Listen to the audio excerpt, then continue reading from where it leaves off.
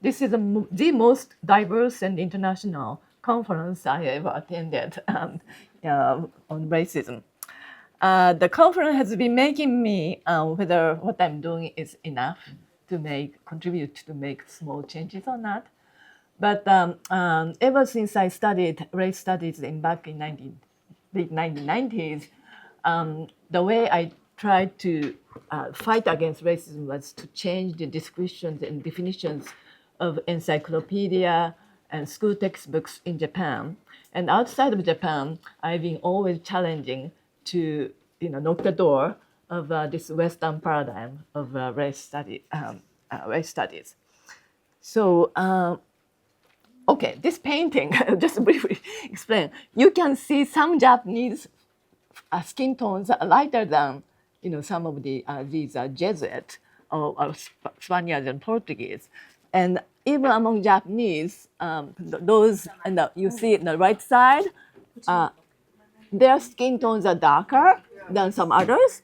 So it's an indication that in pre-modern times, the skin tone differences was an indicator of differences in social status and gender. And if you notice, and I have other literature and paintings that they are not painting. The Japanese painters are not paying attention to skin color, but they are more struck by hair color, the shape of nose, shape of eyes, but not necessarily skin color. Okay, so I will move to. Okay, so like Monica, I've been organizing international conferences and symposium.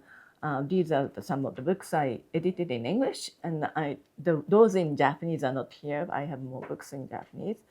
But when you organize and publish, you have to write an introduction. And the challenge has been how to find a common language to connect various case studies in different disciplines while respecting the fundamental rule that each case has to be examined and analyzed in its own time and spatial context. This is the latest book I co-edited with Faye Harrison and Akio Tanabe. It just came out earlier this year, Visibilities and Invisibilities of Race and Racism Toward a New Global Dialogue. So it kind of discussed how the modalities of racism can vary and can sometimes flip depending on specific social context. Okay, so is race a modern Western construction, as we've read? And my critique is this paradigm prioritizes the significance of phenotypical differences. And it claims that race is a modern Western construction, which is a product of slave trade, slavery, and settler colonialism. But to me, it's mostly based on transatlantic experiences. And the outcome is, as we've been hearing, there's a denial of racism, discrimination against phenotypically invisible groups, especially. And there's a limitations of the terms such as ethnicity, social status, caste, to analyze these, what I call racialized groups. So as an alternative framework, I have proposed that there are three dimensions of race. And it's a very simplified version for 15 minutes talk, but race in the lowercase, race in the uppercase, and the race as resistance, RR.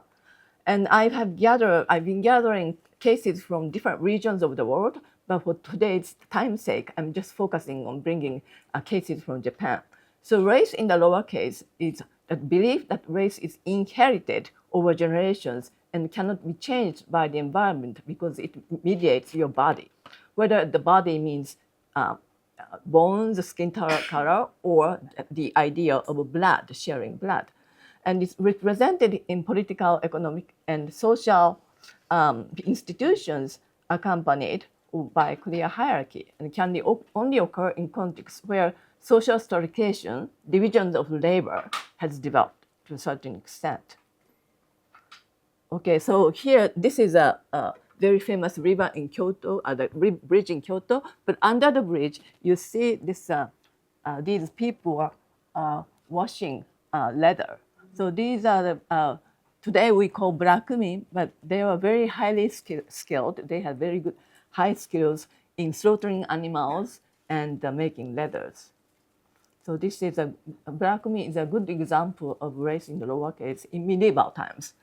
So I claim there were races, racialized groups. When I use race, it means racialized group, race in the lowercase. And I found there were parallel marginalization and racialization mechanisms among, for example, not just among black men, those time called Cardamom, but also a group called Gypsies, now called Roma in Romania, and Jewish people in Spain in Middle Ages.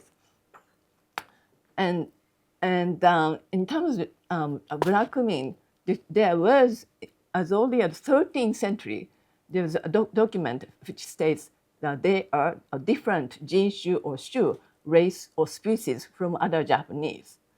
And the mid-16th century documents described laws that censored any permission of joint eating and drinking, and that laws that punish individuals if you do not discriminate against black men. And then there has been a number of alien racial origin theory and institutionalized discrimination that already existed in this pre-modern period in a society outside of Europe. Oh, the parallel patterns I was talking about among three different groups was discourses of being different species, discourses of unclean, impure, polluted, and the histories as non-sedentary or latercomers in predominantly agrarian society. So, and the lack of land ownership, engaged in different economic activities, and these people are marginalized, and that because of that, they ended up monopolizing certain undesirable economic activities. And they have, this was very interesting, they have a very close relationship with rulers, kings and other rulers. And there are discourses of privilege, because how come they're not paying taxes, they're getting exempt from military services. There are certain things that are different from what other people had to do. And there are some further similarities, personal or movable property and skills, like money, linguistic ability, knowledge, tools, materials, ability to be for blacksmithing, performance, cooking, skills necessary to skin the butchers, diseased horses, and cattle. So things indispensable to the ruling class for expanding and maintaining their military power, sovereignty, wealth, and displays of their status. So to me, at that level, division of labor was more important than capitalism in the modern times. So next, I move to race in the uppercase. The idea of race in uppercase circulates as scientific concept, and it's constructed through the mapping and classification of the people of the world. And it is believed to be able to classify people of the world in the name of science. And proposed theories circulate and are accepted in many regions of the world. So this race in the uppercase originated in the West, originated in Europe, and later on in the United States, and it got disseminated to the rest of the world. So I give some example. Here you see the right side is the illustration I found in Fukuzawa Yukichi's book.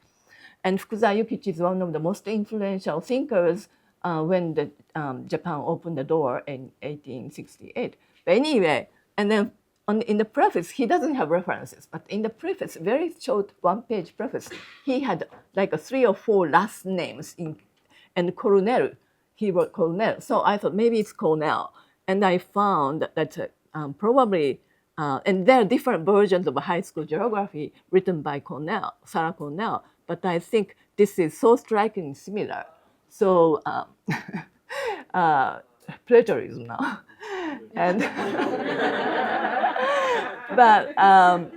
but he was not the only one. There are many other cases. I don't have time to, but you can see the very like a copying the Western theories of race. But the intellectual and leaders of each local society did not just import and copy race. They invented what is called originality of copy. So transforming and incorporating in their social thought and employing it in internal and external policies while merging it with nationalism and colonialism. So just one example is one time I did a paper, I did an article on Japanese school textbooks, geography textbooks, and how race, civilization, ethnicity, and so forth are described in these school texts during the Meiji period, the modern period. And for example, one book says, among the 5 races, only the 2 races, Europeans and Asians, are intellectually developed and advanced to the stage of enlightenment or half enlightenment. The others are mostly barbarian primitives, 93. And then the next, we the Japanese and Chinese are the most developed among the yellow race. So you can see from Asians to narrowing down to Chinese and Japanese. And then 1913, the Asian race, apart from our Yamato race, the majority Japanese race, are in general becoming weaker. So kind of in the beginning, it was they had this blue member has 5 races, or Cuvier has 3 races, and but it transformed like originality of a copy, and now bringing Yamato race at the top along with white or European race. And applying race to Black men, Okinawans, and Koreans, Ainu people, and indigenous, and so forth, even in the exhibition. So this is a 1903 exhibition held in Osaka, and then these people, they are these minoritized, colonized groups, were kind of showing how wide territory Japanese empire has conquered. So it's a kind of, and then even in a Tokyo Journal of Anthropology, that's a very respected journal that time of anthropology. Eta means black men. Black men must be aliens. This is written by one physical anthropologist. So even the lowercase race became kind of transformed to race in the uppercase, kind of merged to Western racial thinking. And this is how they got idea from Chicago World's Fair. And the race in uppercase is not just I'm talking about modern times, but contemporary times too.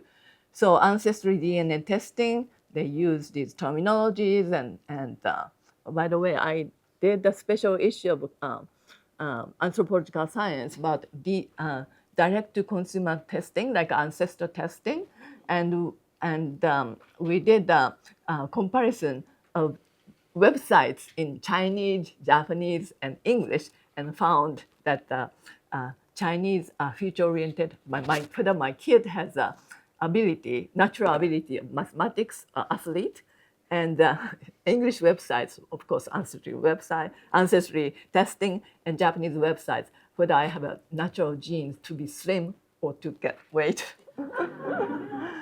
Okay, race as resistance. This is more obvious, but the mobilization of racial identities as active form of resistance against racism and hegemony, rooted in race in lowercase and race in uppercase. And it has awakened proactive resistance of racism, and it plays identity politics.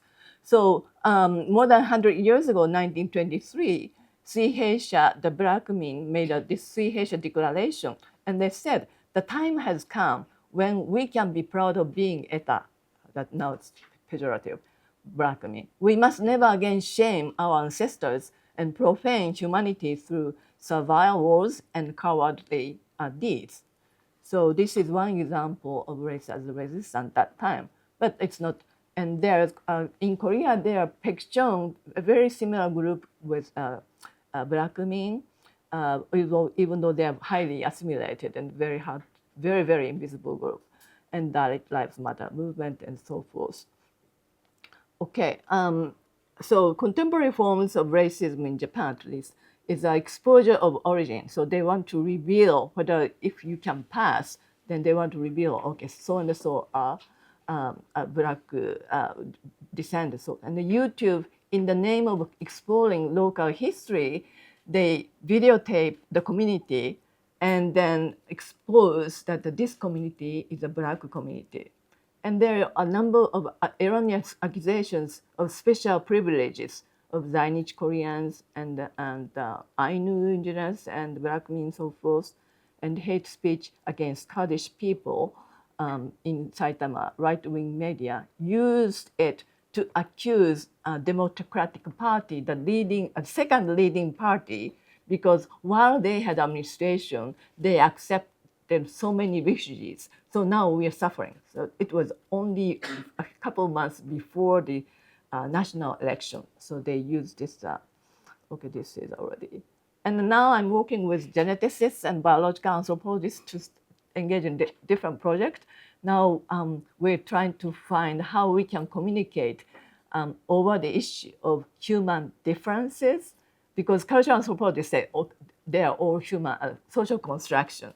And biological anthropologists and geneticists, they are essentially different. So, instead of saying, okay, the use of your language and mine, ours, is different, so this is the end of the conversation. Instead of that, we try to really engage in conversation and to what extent we can learn from each other. Okay, this is what I've been doing to discuss human differences, what they perceive to be human differences with high school students, and there are hundreds of students here. Okay, thank you so much.